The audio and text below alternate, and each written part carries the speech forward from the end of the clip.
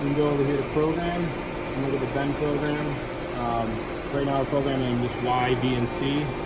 If you have a CAD file, it'll be an X, Y, Z, and you can program in that as well. Okay. Y, B, C is the easiest because that's Y is distance between bends, B is the rotation of the tube, and C is your degree of bend. Okay. Yep. So we're going to move forward 5, no rotation on our first bend, and then we're going to bend to 86 degrees, and we're going to be on the die 1, which is the bottom stack. We only have one stack on here, but we have multiple stacks programmed in here so you can see it move around. Okay. So this is bend 1, you go to bend 2, and again, see, we're going to move forward 3 inches, rotate negative 76.97, and see, we're going to bend to 37, and this is on stack 1 as well. Again, this is the next bend line, and all the way through here. Sorry, I was actually incorrect. So we're starting off on a 4-inch centerline radius, then going to 2.5, then to a 1. So we'll go through all 3 stacks on the first 3 bends. Then bend 4 and go back to 2.5, and all the way through. So complex part. You go through to view, and it shows you the part. It's kind of zoomed out right now because it's a long part. Yep. And then you can go and do the setup, and this is where you're going to program any special features. So for your load and unload, this is where you want the carriage to be when you put the part in. So it's going to be at 80. If you want your collet to be rotated a particular way when you're loading the part, you can put that in here. You want the bend arm out a little bit, you put that in here. Again, none of that's going to be very applicable if it's a standard part. It can be done. And then again, this is by the part. So the part name is test bend, just changes depending on what the part is. Right. Over here you have your tool set. So bottom, middle, and top. And you can type in your settings for each tool, and then you can actually label your tool set. So that way when you put new tooling on, you just go to the list, select your tool set. That way you don't have to punch in a whole bunch of new numbers. Yeah, right. Okay. So that's pretty handy there. And again, so these are all of these settings all change based on what your part is. So the bottom stack is a 2.59 centerline radius, centerline height's 1 inch, middle centerline height's 3 inch, and there's another 2 inches above the bottom one, and the centerline's 1, and then this is 5 inches, so 2 more inches up, and it's a 4-inch centerline radius. Okay. So, Yep. that's what that is. You go here to full, and this shows everything on one page, which is pretty nice if you're trying to see what instead of having to scroll through all those individual places. And again, you can see here the different radiuses. We have a total of 3 different ones: 2.5, 4, and then 1. Those are our 3 die sets we have put in here. Okay. So you can exit out of there, and you can go into user switches. These are different features for the machine itself, depending on what your part is. And then user values. These are settings for, you know, how hard the pressure guy is going to come in, how hard you're pinching material. We're logged in right now as administrator. If you're logged in as a user, you can't modify these. Okay. So that's nice if you just want to cut somebody loose on it. Diagnostics. So device I/O, it shows you the position of each setting, I believe. Yeah.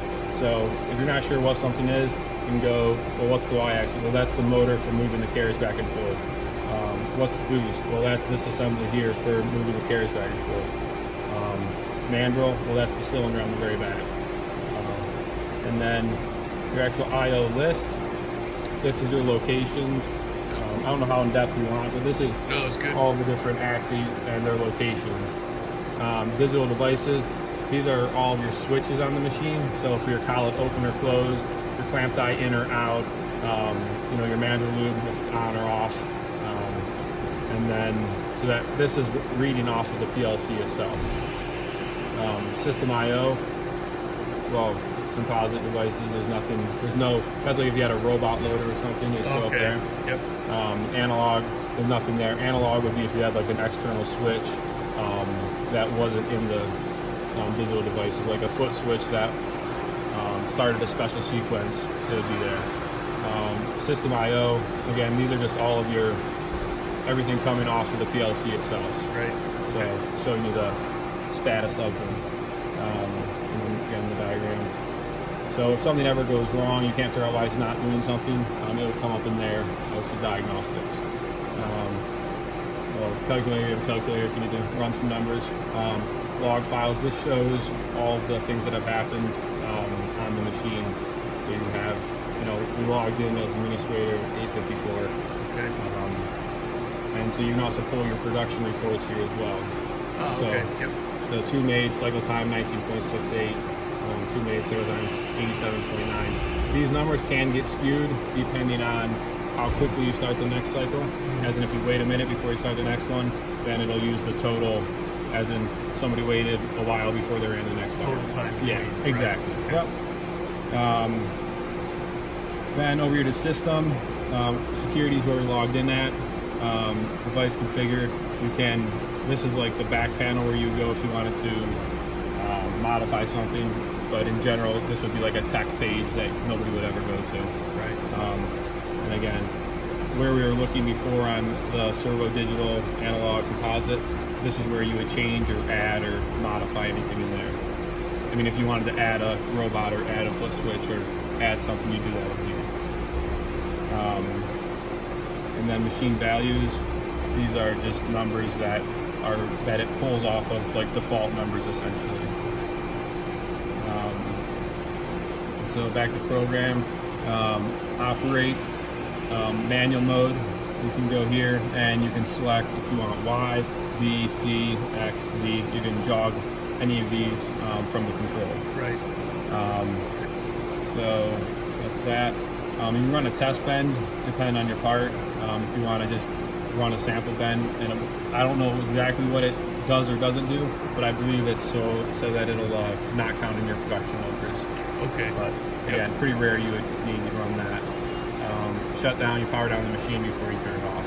But, we can go to auto here, and it says the tube may extend beyond the safety zone. That's because the safety scanner only has a beam that's like 3 feet, and they're saying our part's longer than 3 feet, so it'll be coming out past the safety scanner. Okay, got it. So it's just letting you know that. So once you're there, it'll be on remote, so it'll be like quick switch.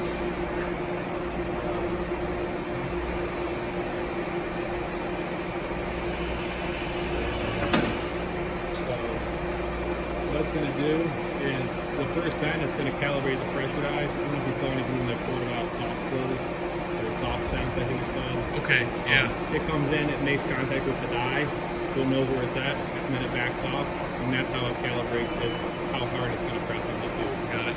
You'll see the clamp do the same thing when you go into the auto.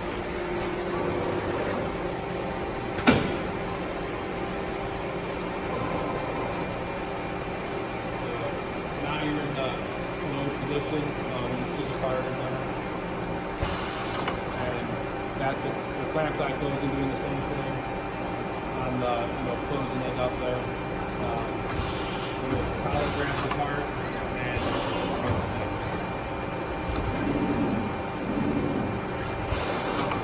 that's the top stack.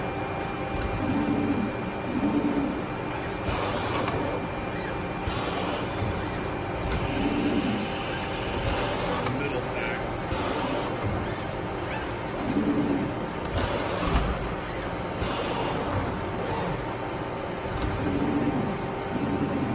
Control the speed, slow it down or speed it up. On the feed rate.